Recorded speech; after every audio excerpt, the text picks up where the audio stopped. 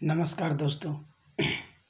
मैं धर्मेंद्र कुमार सरोज आपके अपने यूट्यूब चैनल जेके स्टडी पे आपका हार्दिक स्वागत करता हूं। दोस्तों, आज मैं आपको पढ़ाऊंगा कि तत्वों का इलेक्ट्रॉनिक विन्यास कैसे किया जाता है।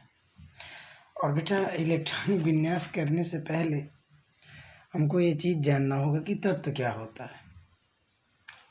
ये छोटी सी प्रॉब्लम है, आप लोगों ने कक्षा 9वीं में और छोटी क्लासों में भी तत्व के बारे में आप लोगों ने खूब बढ़िया से पढ़ा होगा। तो आज सबसे पहले हम लोग क्या पढ़ेंगे बेटा, तत्व क्या होता है। और तत्व पढ़ने के बाद उसमें हम लोग जानेंगे कि परमाणु क्रमांक क्या होता है, परमाणु भार क्या होता है। ठीक है बेटा जी। और इन तमाम प्रकार की चीज़ें हम लोग जानेंगे। चलिए, तो वीडियो शुरू करने से पहले आप लोगों से एक रिक्वेस्ट है कि चैनल को सब्सक्राइब लाइक ज़रूर करें ताकि मेरा मनोबल बढ़ जाए। यहाँ तो आप ही लोगों को मनोबल से मेरा मनोबल है। तो बेटा, आज हम लोग कल पढ़े थे, थोड़ा सा मैं बताना चाहूँगा। जो हम लोग कल पढ़े थे कि जो टेबल हम लोगों ने बनाया था इस तरीके से,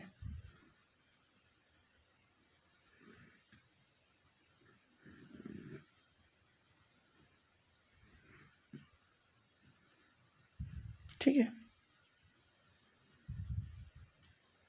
ये आपका क्या था बेटा, के, और ये आपका यल, ये आपका एम, और ये आपका एन। यानी के में आपके 2 इलेक्ट्रॉन, इसमें 8 इलेक्ट्रॉन, इसमें 18 और इसमें 32 इलेक्ट्रॉन्स पाए जाते थे। ये हम लोगों ने पढ़ा था कल। लेकिन बेटा जी, आज हम लोग पढ़ेंगे मतलब इसका प्रयोग हम करते क्या, यानी इलेक्ट्रॉनिक विन्यास करते हैं कैसे। अब इलेक्ट्रॉनिक विन्यास करने के लिए हमको तत्वों की आवश्यकता होगी। किसकी आवश्यकता होगी? तत्वों की आवश्यकता होगी। तो सबसे पहले हम लोग तत्व क्या होता है उसको जानते हैं। देखो बेटा, तत्व जो होता है वो जो पदार्थ होता है, और पदार्थ का ही एक रूप होता है। क्योंकि पदार्थ को आप लोगों ने ये देखा होगा कि जो पदार्थ होते हैं उसको 2 भागों में विभाजित किया जाता है, एक शुद्ध और दूसरा अशुद्ध। तो तत्व जो होता है वो शुद्ध का भाग होता है। तो सबसे पहले हम लोग देखिए तत्व क्या होता है, उसी को हम लोग को बढ़िया से समझते हैं। ठीक है ना। चलिए, क्या बेटा, तत्व। ठीक, तत्व किसे कहते हैं यही हम लोग को बढ़िया से समझते हैं। चलिए देखिए, तत्व वह सरलतम पदार्थ होता है जो समान परमाणुओं से मिलकर बना होता है। चलिए देखिए, तत्व वह,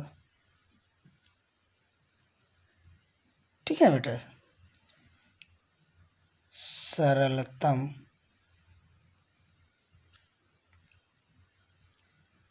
पदार्थ होता है जो, ठीक है, इसको थोड़ा समझिएगा, जो समान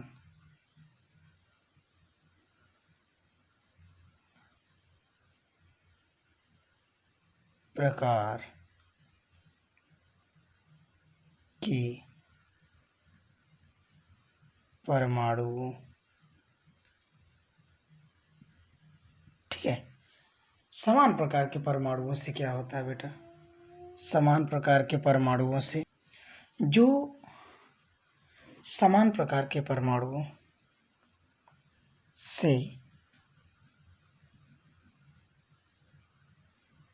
मिलकर बना होता है।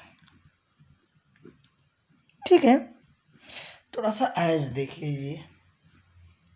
जैसे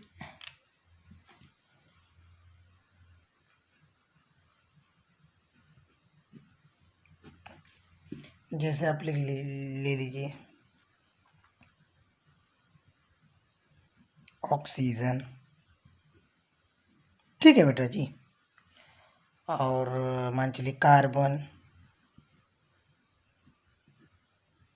हाइड्रोजन। ये समझ में आ रहा है कि नहीं?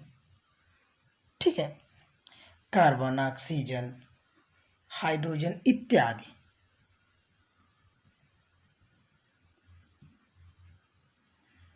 ठीक है, ये बेटा तत्व होते हैं। ये समान प्रकार के परमाणुओं से मिलकर बनते हैं। अब मान चलिए अब इसी तत्व में जैसे ये आपको ऑक्सीजन का प्रतीक O हो गया, कार्बन का प्रतीक C हो गया और हाइड्रोजन का प्रतीक H हो गया।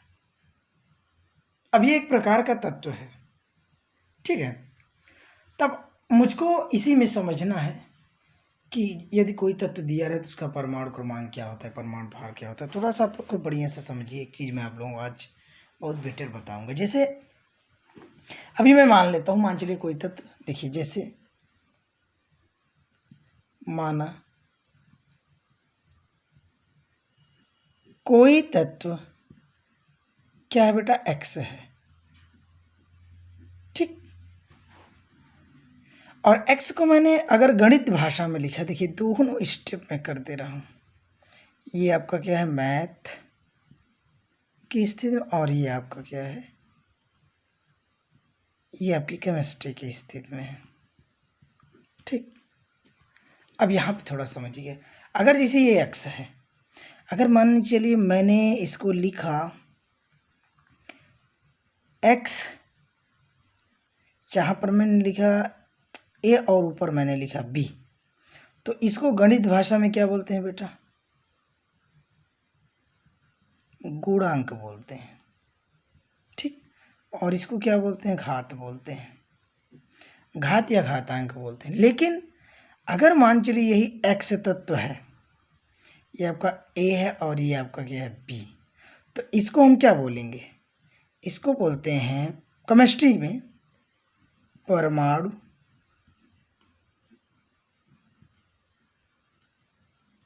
क्रमांक। ठीक है, और इस B को क्या बोलेंगे, परमाणु भार, या इसको हम एक चीज और बोलते हैं बेटा, द्रव्यमान संख्या भी बोलते हैं। ये फर्क देख लीजिए, मैथ की स्थिति में आपका ये A गुणांक कहलाएगा, ऊपर वाला घात कहलाएगा। लेकिन जब आप केमिस्ट्री में इसी को पढ़ोगे तो A आपका परमाणु क्रमांक कहलाएगा और ये क्या कहलाएगा, द्रव्यमान संख्या या परमाणु भार। अच्छा, इसको अंग्रेजी में हम बोलते हैं क्या बेटा, एटॉमिक नंबर। ठीक है, और इसको एटॉमिक मास बोलते हैं। ठीक है, ये आप लोग ध्यान दीजिएगा खूब बढ़िया से। तो अब अगर आपसे कोई पूछे और कि मान चलिए कोई तत्व, मान चलिए वाई है, ये आपका मान चलिए डी है और ये आपका क्या है, मान चलिए ई है, तो ये आपका क्या होगा, ये आपका बेटा क्या होगा, ये परमाणु क्रमांक होगा। ठीक, लेकिन ई क्या होगा, ई परमाणु भार या द्रव्यमान संख्या होगा। इसको आप लोग खूब बढ़िया से समझिएगा। और एक चीज ध्यान दीजिएगा, परमाणु क्रमांक यानी परमाणु क्रमांक को हम जेड से प्रदर्शित करते हैं, जेड से प्रदर्शित करते हैं। ठीक है, ये आपका फर्स्ट पॉइंट है। और सेकंड पॉइंट क्या है बेटा, इसको समझिए थोड़ा सा। परमाणु भार को हम ए से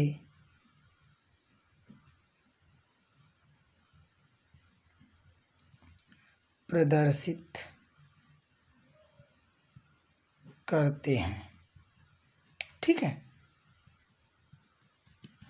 ये आपको याद रखना है। ये मैं आप लोगों को इसलिए बता रहा हूँ कि बेटा जब आप लोग इलेक्ट्रॉनिक विन्यास करोगे तो इनकी आवश्यकता आपको खूब बढ़िया से पड़ेगी और ये आपको पढ़ना पड़ेगा। हम अभी तत्व के बारे में जान रहे हैं, यानी तत्व क्या होता है। तत्व वह सरलतम पदार्थ होता है जो समान प्रकार के परमाणुओं से मिलकर बना होता है। अब तत्व मैंने जाना, और तत्व में परमाणु क्रमांक क्या होता है और द्रव्यमान संख्या परमाणु भार क्या होता है वो भी हम लोगों ने जाना, और इसको किससे प्रदर्शित करते हैं ये भी हम लोगों ने जाना। तो बेटा इसको स्क्रीनशॉट कर लीजिए। चलिए अब हम लोग आगे देखते हैं,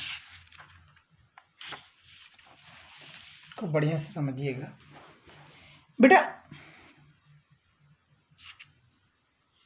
देखिए अब थोड़ा सा दिमाग का प्रयोग करिएगा, डिफ्यूज मत होइएगा वरना आप लोगों के लिए दिक्कत हो जाएगी। अब मान चलिए हम लोगों ने दो चीज़ देखा कि परमाणु क्रमांक और परमाणु भार जो होता है वो हम लोगों ने जाना, और एक पॉइंट और देखिए, जो नाभिक के बारे में हम लोगों ने जाना है। तो किसी भी नाभिक में उपस्थित जो इलेक्ट्रॉनों की संख्या मतलब प्रोटॉनों की संख्या होती है और इलेक्ट्रॉनों की संख्या है वो हमेशा, चलिए हम लिख देते हैं,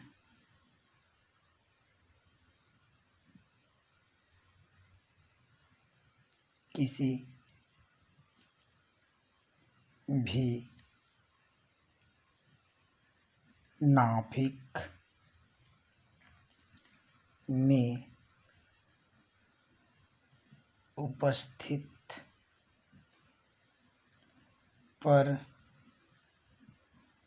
परमाणु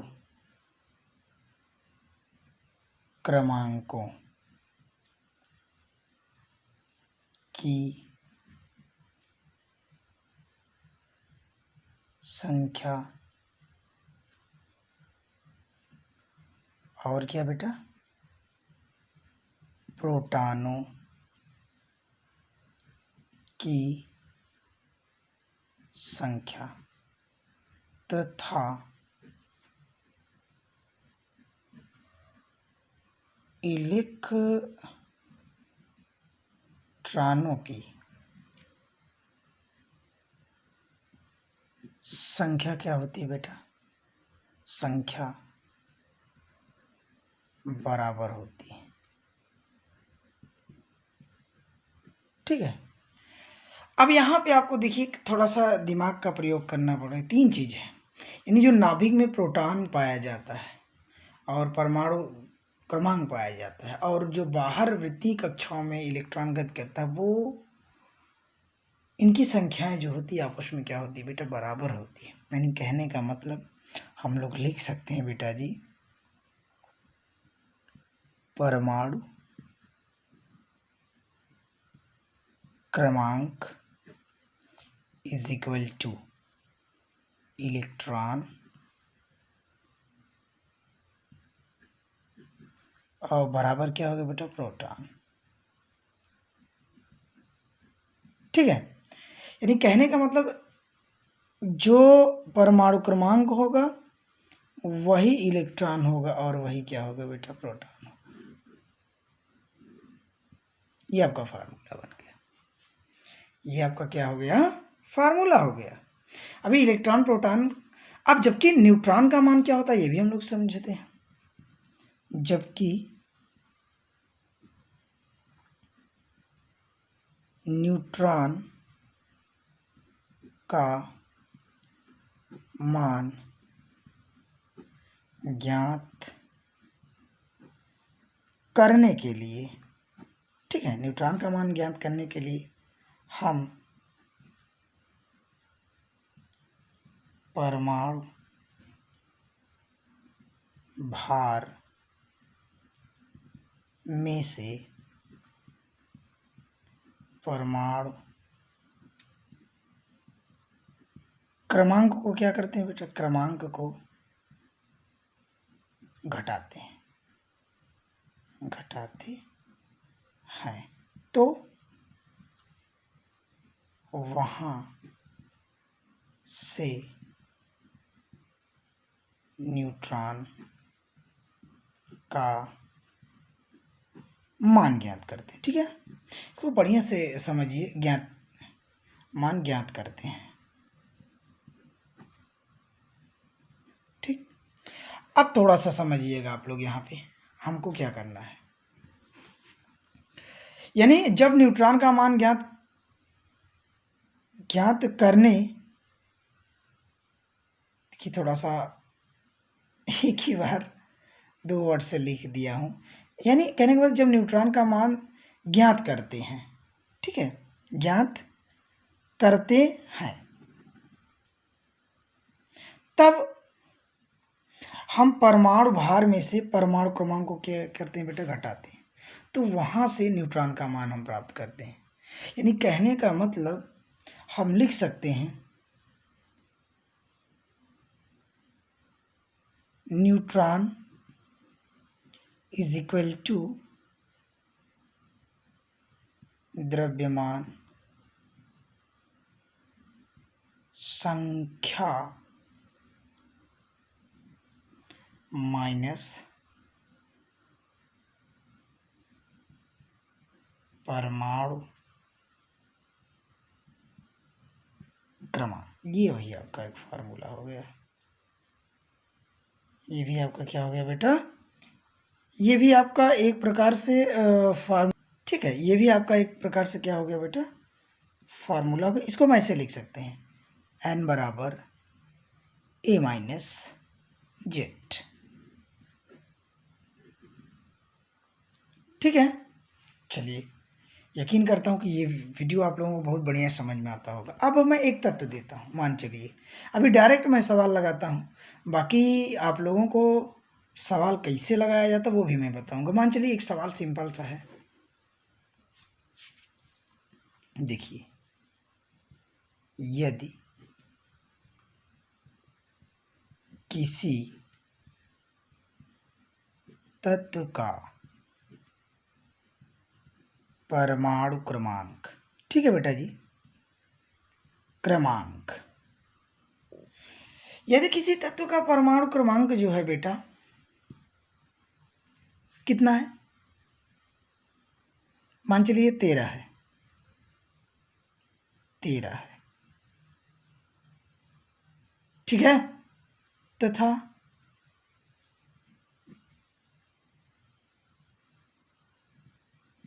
द्रव्यमान संख्या मान चलिए 27 है, 27 है, तो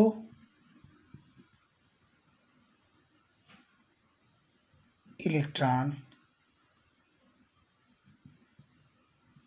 प्रोटॉन तथा न्यूट्रॉन का मान ज्ञात कीजिए। ठीक, अब देखिए सवाल आपके सामने है। सबसे पहले यदि किसी तत्व का परमाणु क्रमांक मतलब बेटा जेड का मान कितना है, 13, द्रव्यमान संख्या या परमाणु भार कितना है, 27, यानी ए का मान कितना है, कितना बताइए जल्दी से, 27 है। लेकिन अब इसमें तो ये तत्व बताया नहीं गया कि क्या है, अगर लिहाजा से देखा जाए तो ये एल्युमिनियम का परमाणु क्रमांक है, एल्युमिनियम का भार है, लेकिन मैं मान लेता हूँ, माना वह तत्व क्या है बेटा, वह तत्व x है, यानी ये बगल में होगा और ये क्या होगा बेटा, ऊपर होगा। ये आपका z हो गया, ये आपका a हो गया। तब देखिए मैंने बताया फार्मूला कि यदि परमाणु क्रमांक का मान कितना है, इतना है, तो इलेक्ट्रॉन प्रोटॉन का मान भी इतने होगी। यानी कहने का मतलब, कितना मजा आ रहा है, इलेक्ट्रॉन का मान कितना हो गया, 13, और प्रोटॉन का मान भी वही हो जाएगा। अब बचा किसका मान? न्यूट्रॉन का। अब ऊपर वाले में से नीचे वाला घटा दीजिए, यानी कहने का मतलब परमाणु भार में से परमाणु क्रमांक घटा दीजिए तो कितना आएगा? 27 में से 13 का कितना बचा बेटा? 14 बचेगा। ये हमारा आंसर हो जाएगा। लेकिन कैसे लगाया जाता है ये हम बेटा आपको अगले वीडियो में बताएंगे। इतनी चीज़ आप लोग ध्यान रखिएगा ताकि आप लोगों को बहुत बढ़िया लगे कि हाँ मैंने कुछ पढ़ा है। ओके बेटा जी, चलिए थोड़ा सा एक चीज़ और देखिए। एक रिक्वेस्ट मैं बार बार कह रहा हूँ कि बेटा चैनल को सब्सक्राइब लाइक ज़रूर करिए, साथ ही शेयर करिए जिससे सभी बच्चे पढ़ें और वो आगे बढ़ें। तो धन्यवाद। आप थोड़ा सा स्क्रीनशॉट कर लीजिएगा। तो बहुत बहुत धन्यवाद। जय माँ सरस्वती।